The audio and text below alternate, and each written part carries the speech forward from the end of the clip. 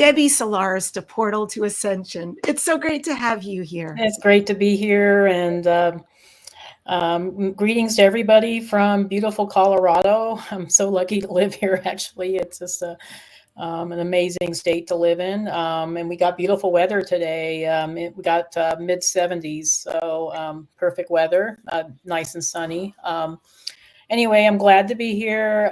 Just about the cruise, Debbie, I'm there with you. I don't like heights either, so we'll hold on to each other as we go up the Mayan temple. But okay, thank you.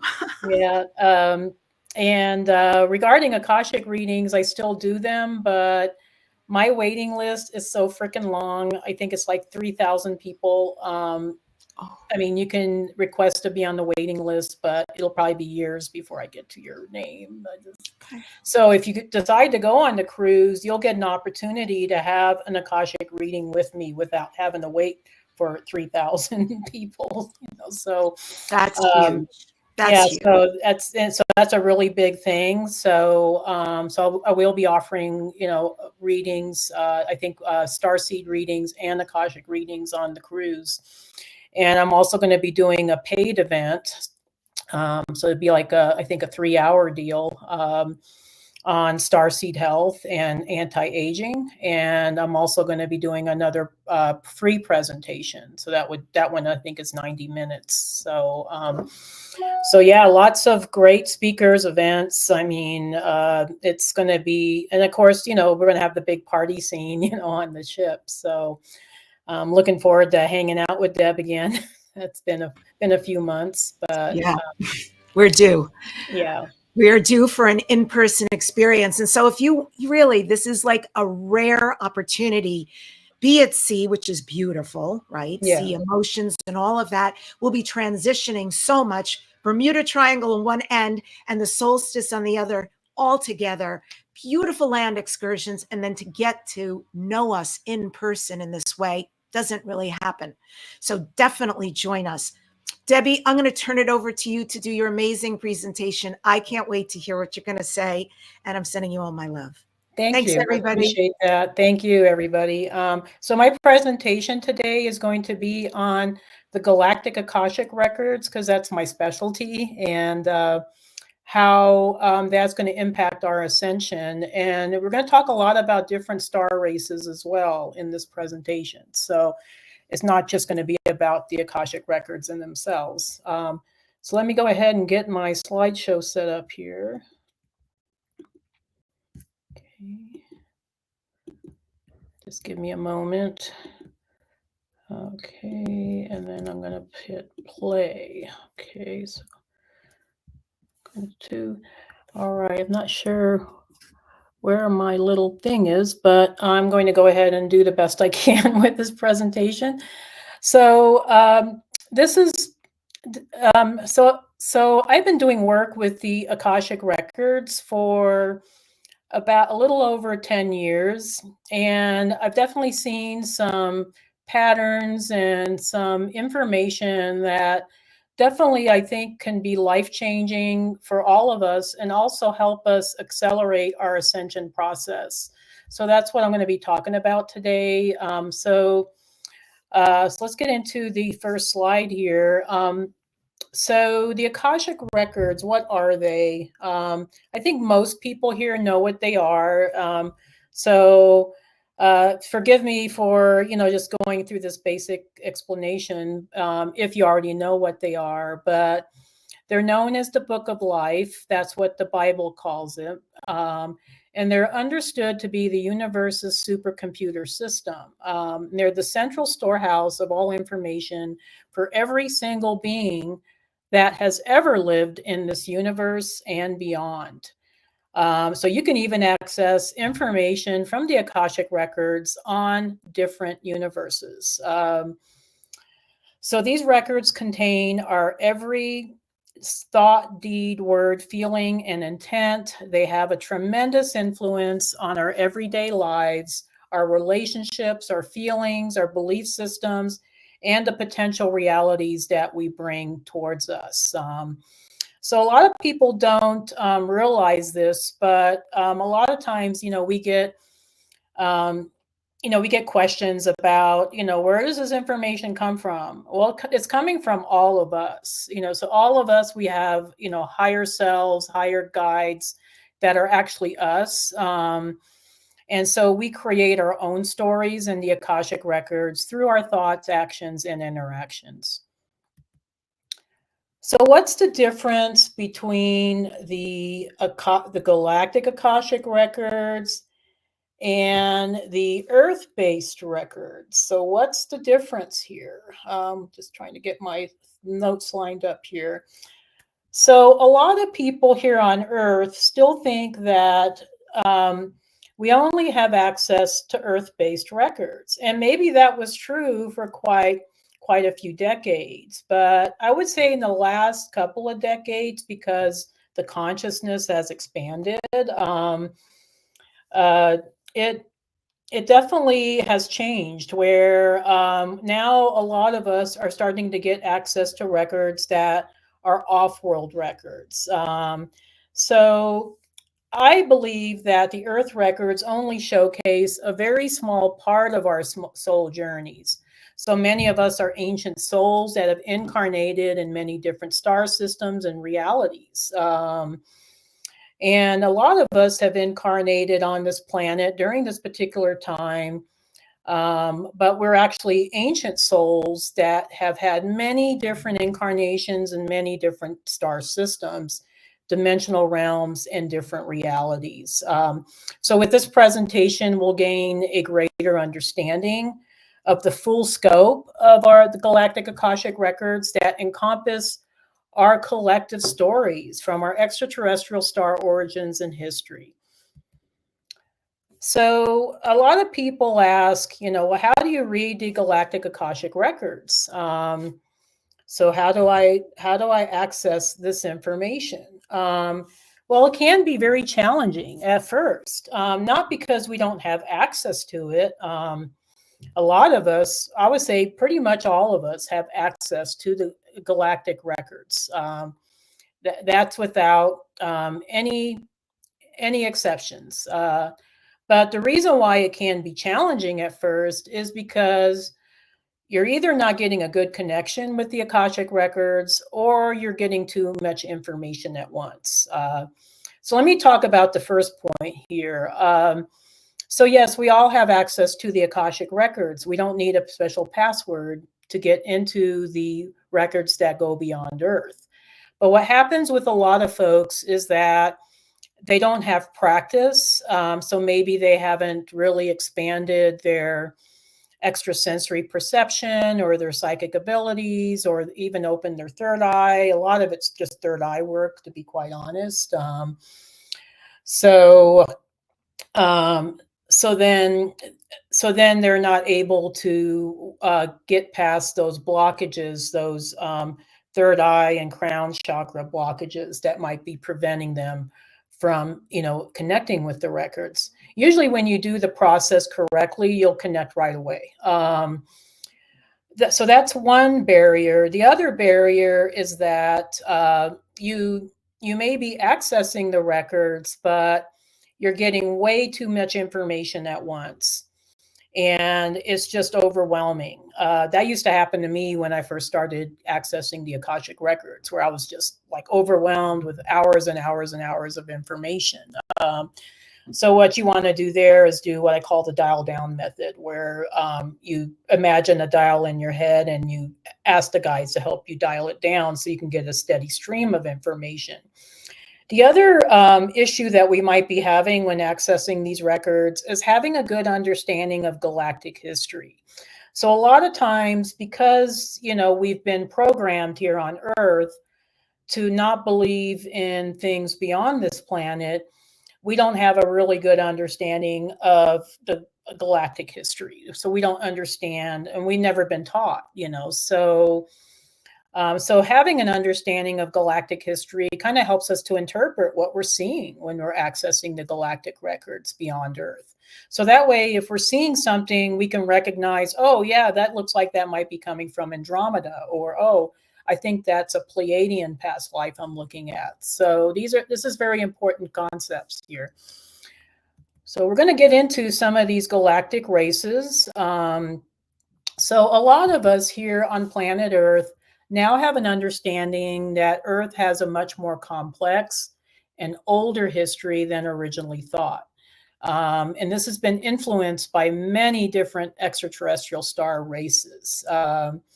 So it's been said that the star races and systems that have influenced Earth are at least 22 different star races. And it might be even more, but these are the ones that I've been working a lot with, in the many years I've been doing Akashic readings. And so we're going to talk about some of these systems. Unfortunately, I don't have the time today to talk about all of them. I would love to, but just time is limited here, but I'll at least name all the systems. So the star races and systems that have influenced Earth and even seeded various genetics and DNA on Earth include Lyra Vega, so Vega being the biggest star in the Lyra system, Antares. Our next speaker, Tony Ghazi, is going to talk more about Antares. Andromeda, that's the galaxy and the constellation, in case you're wondering. Arcturus, Sirius, A, B, and C, Procyon, Pleiades, Hyades, Aldebaran, Draco, Orion, Zeta Reticuli, Pegasus, Cassiopeia, Alpha Centauri, Beta Centauri, Venus, Maldek and Mars, Apollonia, Pavilla, Orion Nebula, Tau Ceti, and more. So let's get into what's going on, how everything all started, what's going on, how do we get into this crazy reality that we're all in right now. So in the beginning, so this is our origin story. So our origin story, how everything all started in this galaxy. So in the beginning, Source wanted to create alternate aspects of itself. And Source always kind of follows a template. So it initially split into Father God and Mother God consciousness energies. And that's pretty much the going template for everything in our current universe. So in our particular universe, the beginnings of this separation occurred in Andromeda Galaxy.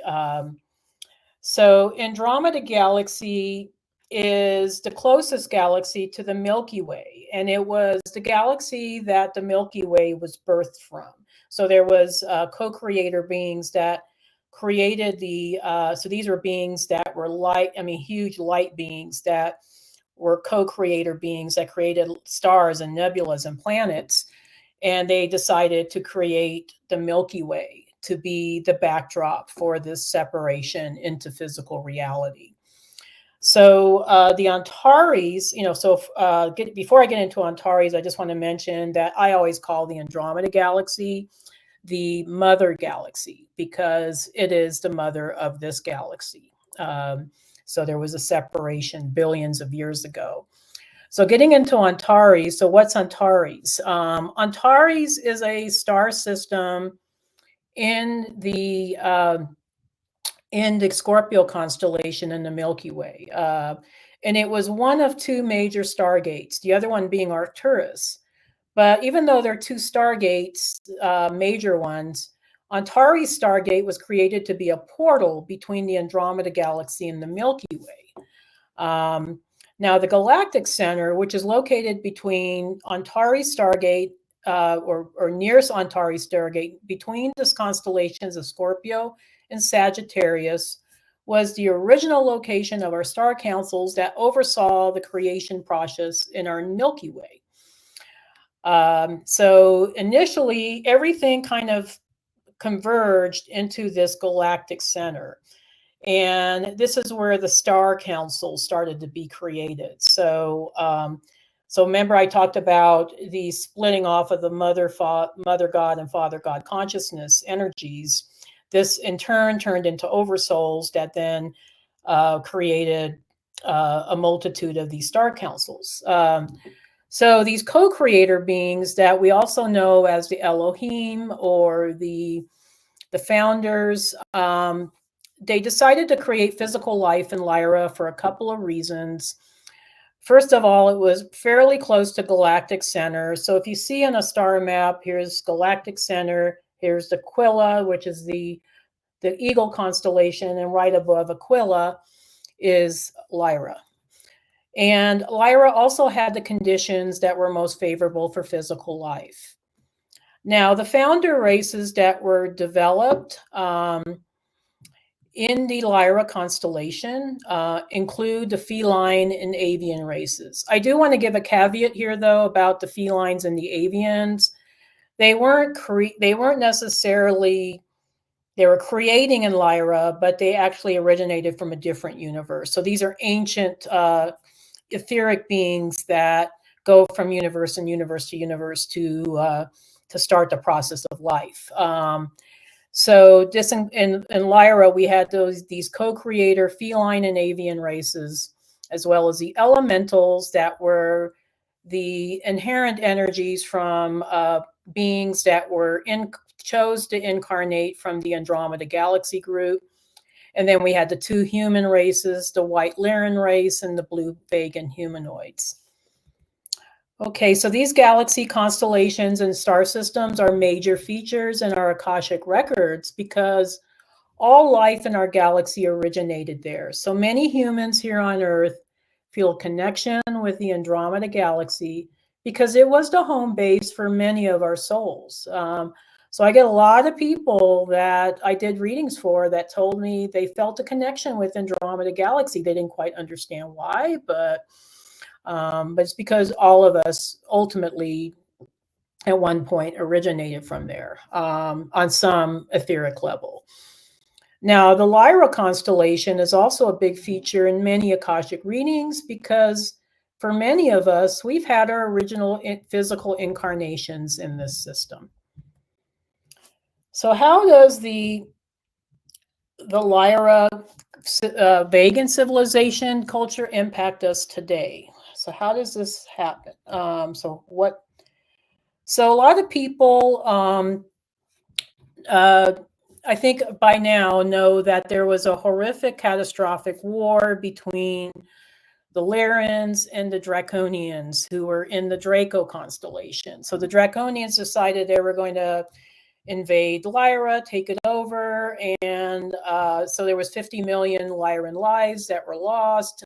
There was quite a few survivors as well, but how does this impact us today? So some of the trauma signatures that we still are, I think, clearing out, a lot of us on an emotional and an energetic level, include lessons regarding traumas, betrayal, abandonment, and injustice. So these are like common themes we see in a lot of human realities, even here on Earth, as well as the Lyran positive qualities of ingenuity. So these people had to figure out how they were going to survive in a strange, reality where they had to leave their homes. They were survivors, so survival is a big theme. Flexibility and a pure open heart. We're going to move on into Arcturus. So this is my home world and have great love for this system. So Arcturus is an orange giant star that's approximately 37 light years from Earth and is located in the Bodas constellation. So remember that star map I told you about Aquila and Lyra? So here's Lyra, and then we have Draco over here, and then on the other side of Draco is the Bodas constellation, so you can see that all these star systems are located fairly close to each other. So these Arcturus actually means in Greek, Arctos and Uros. So it means bear guardian.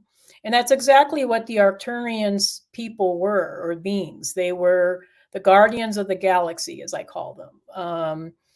So the Arcturus star system is the home of one of the most advanced alien civilizations in our galaxy. So this is a 5D to 11D vibrational civilization, a prototype for future civilizations. So I can go on and on about Arcturus, but we have a lot of slides to get through. So I'm just going to say that Arcturian beings are well known for their total focus in the areas of psychospiritual healing and unity consciousness. And they were also one of the first races that had this beautiful ability to combine spirituality with technology. So this was a very technologically advanced star race. Okay, so what's their impact on the Akashic records? So Arcturus is considered to be one of the two major stargates in our galaxy. I already mentioned the first one, which is Antares. Now, unlike Antares, which is a portal, so it's a portal between two galaxies, Arcturus is a stargate where millions of souls are processed. So it's the stargate that processes souls after death and before their next incarnation. So because of this, these Arcturian beings that were processing all these souls through the Stargate had to constantly access the Akashic records. Because a lot of times they would do is they would go through a life review goals, then talk about, okay, what is your goals for the next lifetime, and then help them to select the appropriate place to incarnate into. So for that reason, the Arcturians are considered to be the keepers of the Akashic records. So how does their civilization impact us today? So a lot of people don't know this. This was something I actually saw in the Akashic records. So the Lyra wasn't the only star system that was attacked by Draco. Arcturus was also attacked by Draconian forces who wanted to take control of the Stargate. So because of that, the Arcturians not only had to improve their technology, probably overnight, but also go through this expansive evolution in consciousness. So these were beings that went through tremendous stress and trauma, but unlike the Lyrans, they didn't lose their home world. They were able to thankfully save the Stargate and also save Arcturus. So because of this, Arcturians and even Arcturian starseeds are considered to be spiritual heavyweights in service to others. So some of the lessons that we might get from the Arcturus star system, is dealing with negative thinking, materialism, and ego, which sounds very counterintuitive to an Arcturian being, but this is the flip side of the Arcturian experience, as well as their positive qualities of wisdom, sensitivity, teaching, and spiritual guidance. Okay, we're moving on to Sirius. Okay, we're going to take a little journey through the galaxy. So the Sirius system is one of the Earth's nearest neighbors, and is the brightest star in our night sky, being only 8.6 light years away. So Sirius was very, very close to Earth and had a huge impact on Earth's civilization. So after the fall of Lyra, many of the Vegan and Lyran starships that escaped the wars settled in Sirius, and they started initially colonizing the system of Sirius A. Now, Sirian colonists have a great drive for technological advancement during the early days of Sirian colonization. So what I mean by that is these were people that just went through a lot of trauma in their original worlds. So they didn't want to have a repeat of that experience. So the Sirians were really pushing for technology. I mean, they spent generations really advancing their technology. And so that was their focus initially during their colonization phase. Now, another star system that's located very close to Sirius is Procyon. So Procyon, Sirius is in Canis Major. Procyon is its neighbor in Canis Minoris, which is about 11.4 light years from Earth and is also close to Sirius. Now, unlike the Sirians, who are kind of like a combination of Vegan, blue Vegan, and white Lyran genetics, the Procyonians were very Nordic looking. They were highly technically advanced, and they were interdimensional space travelers who often worked closely with the Sirians. Now, what was their impact on the Akashic records? So the Syrians actually created the Syrian mystery schools after generations of collecting information from their exploration missions. The Syrian mystery schools have played a major part in the Galactic Akashic records and also in the collective consciousness of Earth humans. So when I was doing readings, that was the other theme I saw over and over again, that a lot of us have either gone through the Syrian mystery schools as souls, in our previous incarnations, or we may have even taught at these mystery schools, or we have some sort of connection with them. So a lot of our current knowledge in the areas of science, spirituality, and physical medicine came from Sirius. So Sirius is considered to be the masters of physical healing. And so a lot of our healing modalities originated from Sirius. So how does the Syrian and also the Procyon civilization and culture impact us today? So as I mentioned before, they were known as the masters of physical healing. So the Syrians actually started adding a lot of their own DNA to the genetic material of Homo sapiens forebears. So here on Earth today, many Earth people are genetically identical to Syrian DNA. So all of us have a certain percentage of Syrian DNA. Now, the Procyon race, interestingly enough, has also contributed their DNA to our Earth genetics. So during the early days of Earth colonization, they were also contributing their DNA, and that's probably where we see a lot of the Nordic, like Scandinavian and Northern European genetics, where a lot of that came from Procyon. So some of the lessons that we might get from Sirius and Procyon star systems include self-limitation, old school thinking, and avoiding risks. But the positive side of that is these beings they were service to other type of beings. They're usually gifted healers. Sirius more with medicine. Procyonians more with wellness, like being a dietitian or exercise, and also being responsible and practical. We're moving on to the Pleiades. So we got some beautiful slides here of the Pleiades star system. And as you can see, it's a cluster. It's not just one star. So this is located in the Taurus constellation, which is approximately 500 light years from planet Earth. So it's quite far. And if you were to look at Pleiades in the night sky, you could see it with your naked eye, but it looks really, really far and fuzzy. I always get excited when I'm able to see Pleiades in a clear night sky. Now, the Hyades is also in the Taurus constellation, but it's located a little bit closer to Earth. So it's another star cluster. It's the one that makes up the V in the Taurus constellation, and it's only a distance of 150 light years. It's a little bit closer. Aldebaran, even though it's seen within that V formation, isn't considered to be part of the Hyades star cluster. Aldebaran's only about 65 light years from Earth. So just like in Sirius and Procyon, Lyran refugees initially sought refuge in the star systems of Alcyon and Taygeta in the Pleiades star cluster, and eventually started colonizing other systems within the Pleiades. Now, some Lyran refugees ended up colonizing the nearby systems of the Hyades and Aldebaran system as well.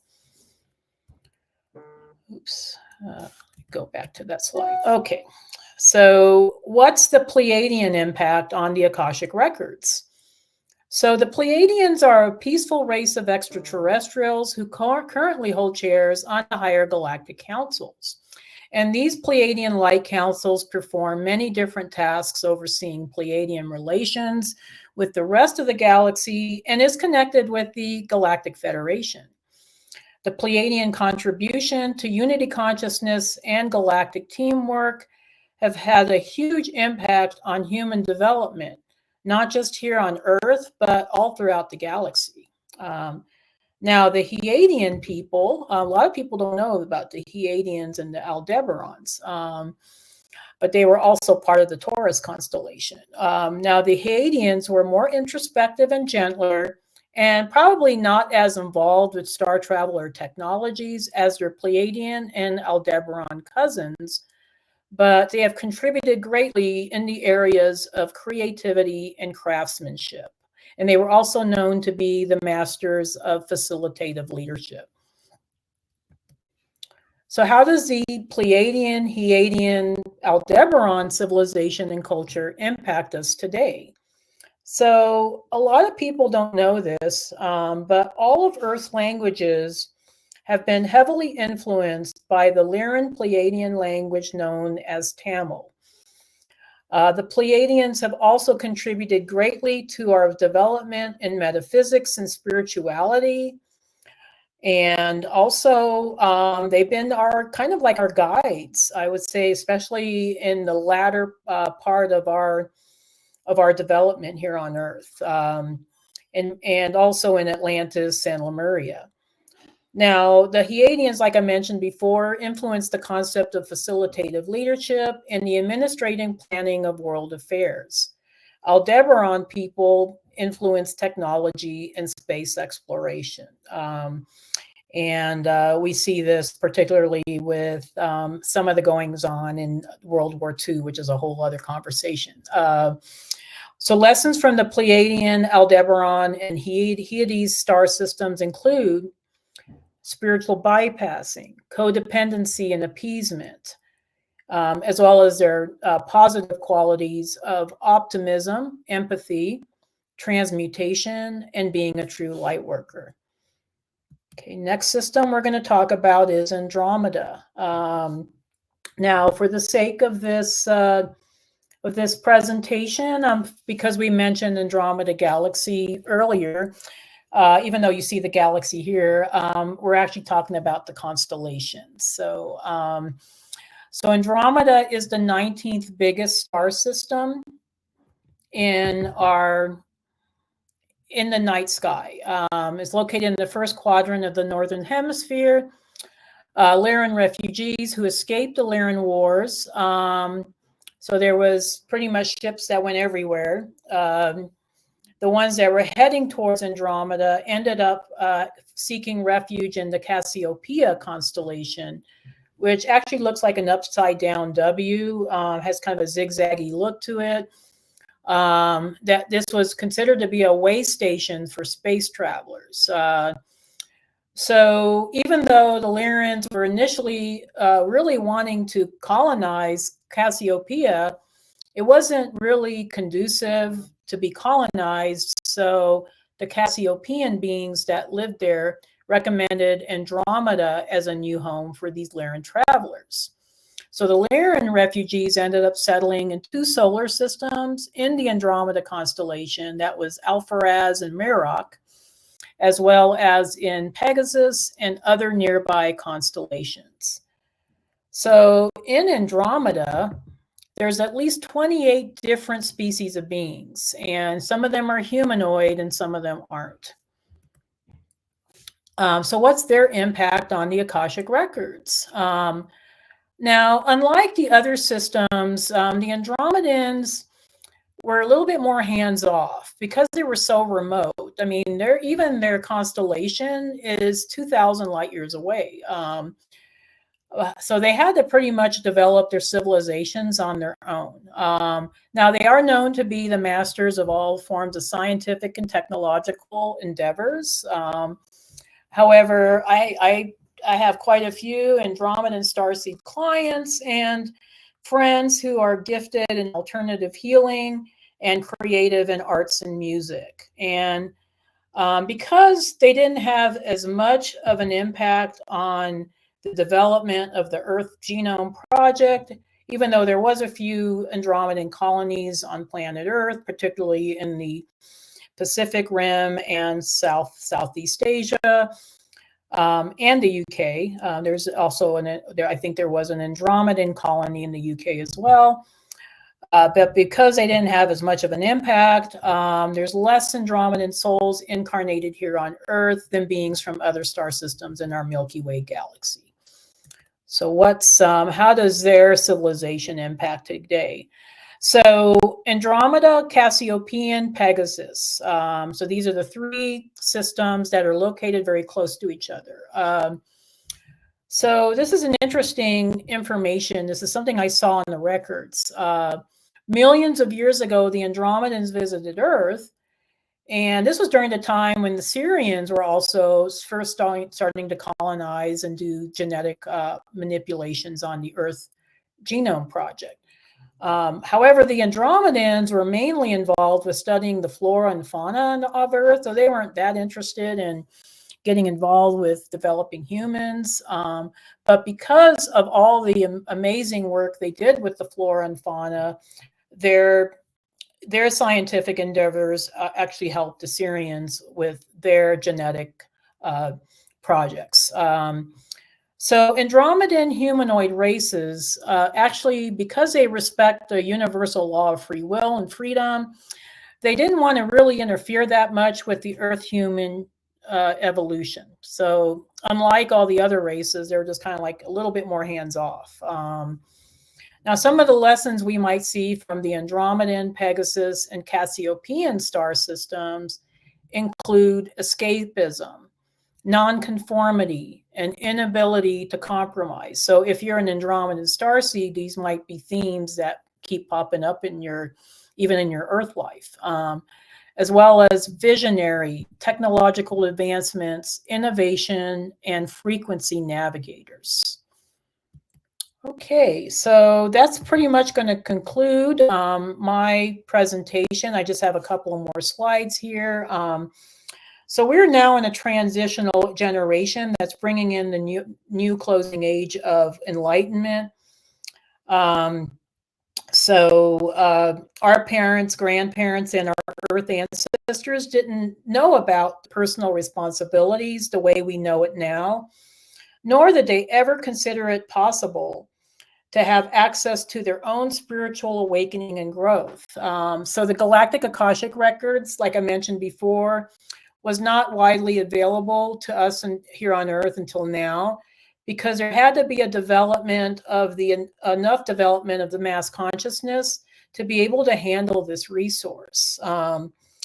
So during the last few years, we have seen an explosion in meditation, heart-mind connection work, personal healing, and light clearing work, which has helped us to use the Galactic Akashic Records for personal growth and global healing. So the Akashic Records is the key to our ascension and the up-leveling of the planet as we create the foundations for our new high vibrational Earth.